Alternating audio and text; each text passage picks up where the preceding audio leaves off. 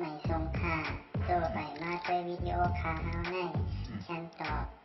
เลือกขับเป็นค่อยปันและเฮงลำนั่นคือดำค่ะยินต้นขอบใจใหญ่ค่ะ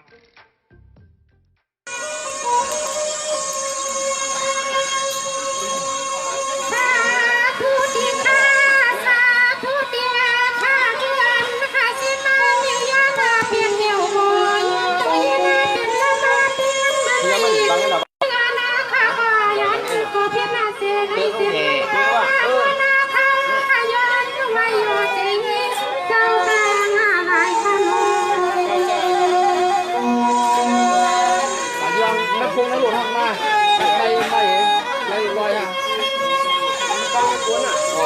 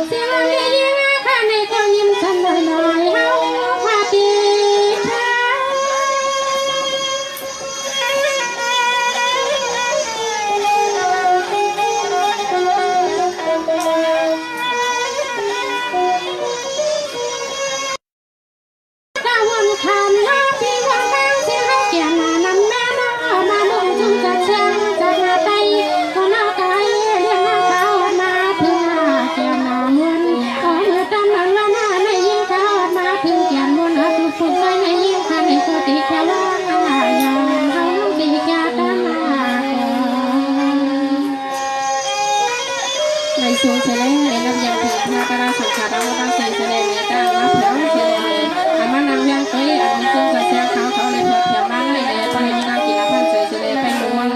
ทำเสียงความปีน้องๆค่ะให้พ่อเจ้กันกูก้อนในการหนอในสูงอันเซงค่ะ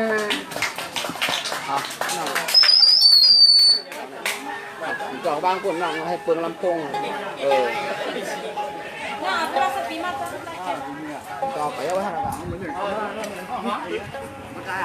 คนใจ